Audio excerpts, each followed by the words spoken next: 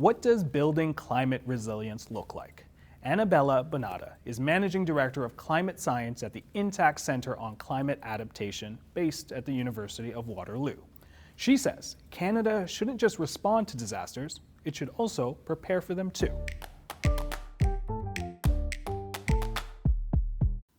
Welcome to our program, Anabela. How are you?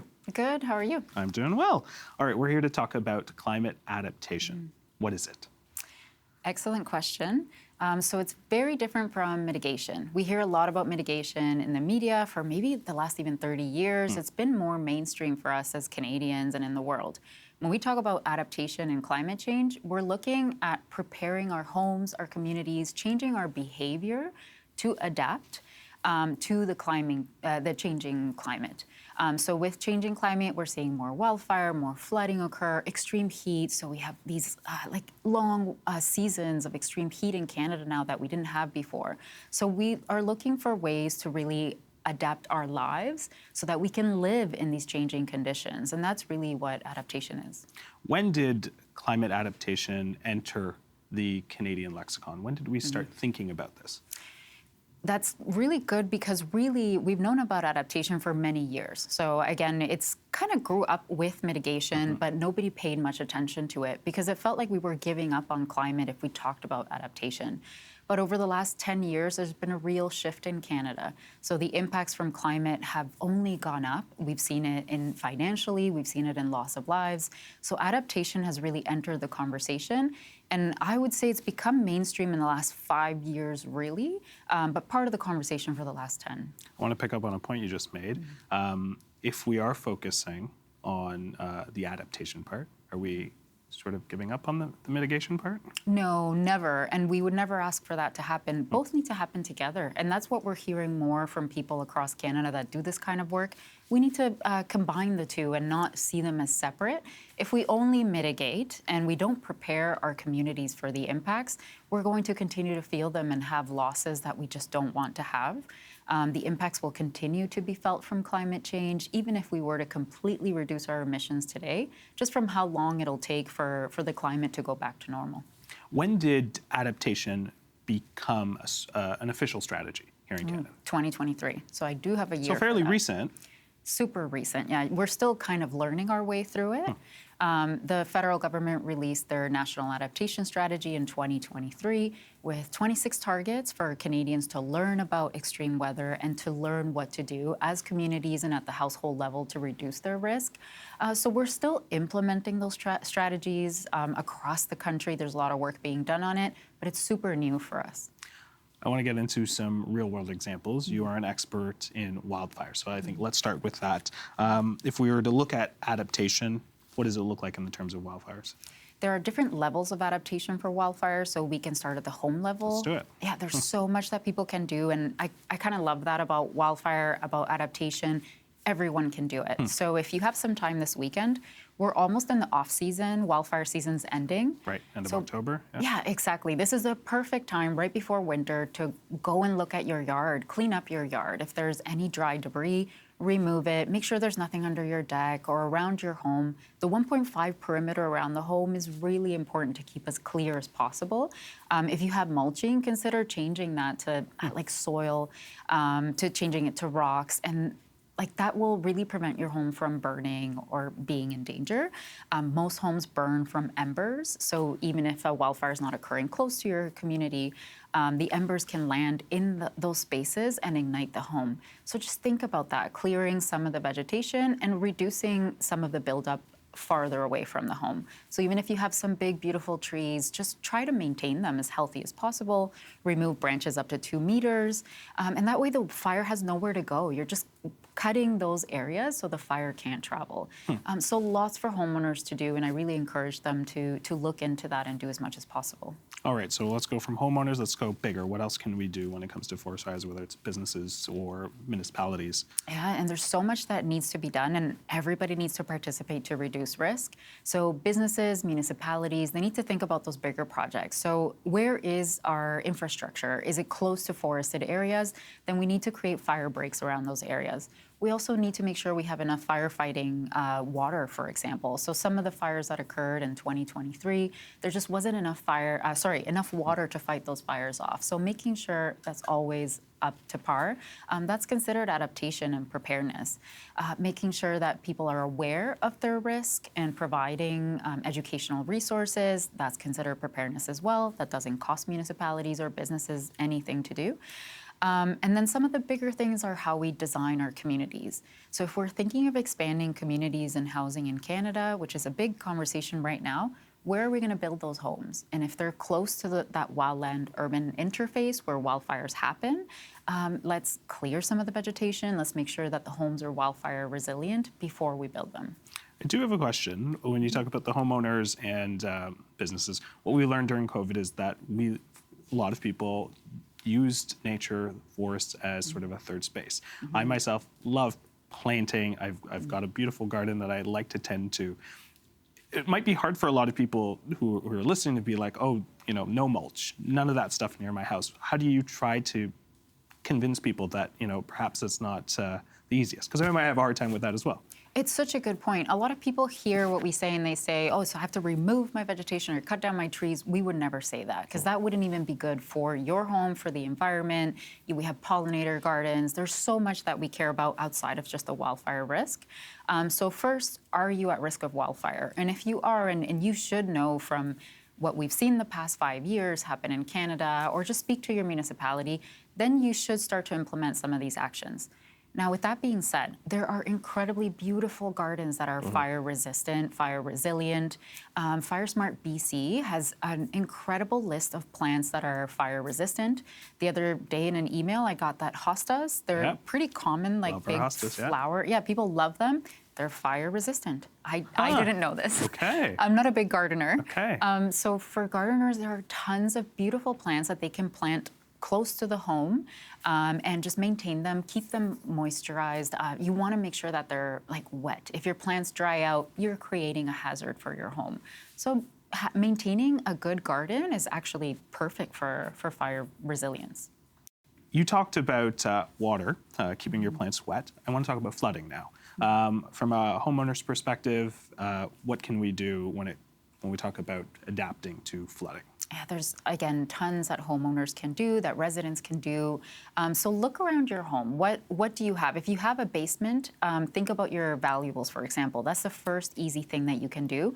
Put them higher up. So even if you have to have them in the basement, think of some shelving units or having containers that are a bit water resistant for your valuables. So in case that your basement floods, you can protect it. So you're looking at like about 30 centimeters to keep things raised.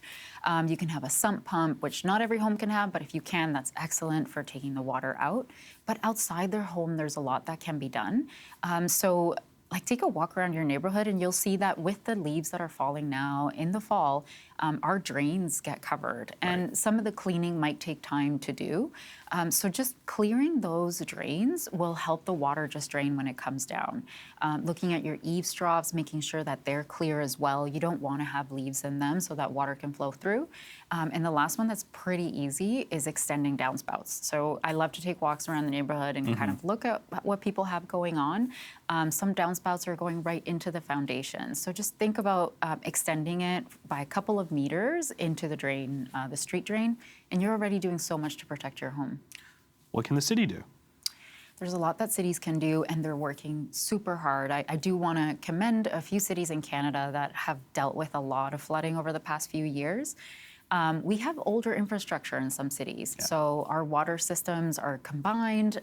The water, when those systems were built, climate change wasn't in mind, so they were built to sustain rain events that are from the past, not what we have now. So bigger infrastructure projects are upgrading our water systems, which I've seen a lot this summer. We know summer is construction season in Canada, and I've just seen those like streets being ripped up, and people might be getting upset about not having like their streets open. But there's a reason. Exactly, an excellent reason. Next time it rains, your roads won't be flooded. At the smaller scale, municipalities can hand out information on what homeowners can do to protect themselves from flooding. And the biggest one, and the one we were talking about, during COVID, people like to be outside and enjoy nature, maintaining nature, bringing back nature. So our wetlands are incredible at stopping rain, at cleaning the water too, and really slowing it down so that flooding doesn't occur. So think about the wetlands in your communities. Let's not build over wetlands. Let's maintain them. They're doing a lot of work for us. Does Canada focus enough on climate adaptation and resilience? Not too much. I think we're getting there. So because the strategy just came out in 2023, it's slow to be implemented. We do have more funding going towards adaptation, but currently the numbers are looking at, like, if we have $24 for mitigation, we have $1 for adaptation. Okay. So it's very, very lopsided at this time. But we are seeing more and more funding go towards it, more of the conversation going towards protection and preparedness, which is what adaptation is. So we're getting there, but we're still a bit far from being in the ideal place. If we're talking about the money, let's talk about the responsibility. Whose responsibility should it be, or is it, to fund it? Yeah, it's everyone's. And that's a terrible answer, I know. But this is a whole of society approach. So if we don't all do something, homeowners, businesses, all levels of government, we're not going to do anything when it comes to climate change, to mitigation or adaptation. Funding-wise, if we do really want to, look at someone, I would say a lot of the funding does come from the federal government that goes towards the provinces, but municipalities are at the forefront of climate change. They're feeling the impacts, and they are the least funded when it comes to levels of government. And when people's basement floods, they kind of just say it's the government's fault without thinking which level of government. Right. Yep. So more support to municipalities is exactly what we need in order to bring these projects around. We talked about wildfires and flooding and sort of the breakdown of the responsibilities of homeowners and businesses and municipalities on the other end. How much of climate adaptation should be from government and how much should be from the individual? It's like a 50-50. So individuals have a lot that they can do themselves. And when flooding occurs, when a wildfire occurs, it's you who's losing. Even if you have ways to regain some of the loss, some of the materials can't be replaced. If a home is burned, you'll hear the stories. They're absolutely devastating. People can't replace what they've lost. So a lot of that responsibility falls on you. But government has a huge voice in Canada. So if they were to create education programs to really raise the awareness of Canadians. I've spoken to a lot of people this past summer, and they didn't fully understand their risk level because wildfire was happening in new places this summer that we haven't seen before. So it felt maybe momentary, like it might not occur again. So a big education program, the government's in the ideal position to make that happen for Canadians so that they can understand and also provide that funding in order to do the projects. Well, you say, particularly over the last couple of years, a lot of people who weren't prepared for fires or floods that historically have never occurred there. But do you think people are prepared to take on that responsibility? It can be a lot to ask. Yeah, and it's a lot to ask, but it's also, so we have other numbers, for example. For every dollar that we invest in adaptation, we have 2 to 10 of a return on investment over 10 years. So even though we're asking a lot from people, and some of it is free to do, like cleaning out your eaves troughs, you will see a return on it. And it's hard to see because if a flood doesn't occur right now, you're like, why am I doing this? But if it were to occur, speak to the people that have gone through it. We have lots of stories from people that have experienced flooding. They know, and they have invested to make their homes flood resilient, but also they know what the mental strain is. So it's very difficult once you've gone through an extreme event like wildfire, like flooding, to recover from that. The next time that you hear, there's a fire near my home again, what that feels and the mental strain on people, I don't think we're asking too much if it means peace of mind and ownership over reducing your risk. You talk about the emotional toll. There's a lot of anxiety around climate change just in general. Do you think this framework of adaptation and resilience can help combat, or how can we combat that? Absolutely, because it gives you something you can do right now to protect yourself, to protect your loved ones, your neighbors. So when we talk about adaptation, we focus on the three big ones, so wildfire, flooding, and extreme heat. If we talk about extreme heat, what it does is make people sick, and it can kill people. This puts something in your hands that you can do. Just checking, for example, on the elderly, on your neighbors, it means that you can really reduce that risk and save someone's life. If that doesn't reduce some of your climate anxiety, I don't know what will, because this is giving you something to do that is proven to save people's lives. Anabela, really appreciate it. Thank you so much. I think the one takeaway for me, at least the easiest thing that I think I can do is go plant some more hostas. I think I have like 6 or 7 already in the garden, but we will keep doing that. I need more. Really appreciate it. Thank you so much. No, thank you so much for having me.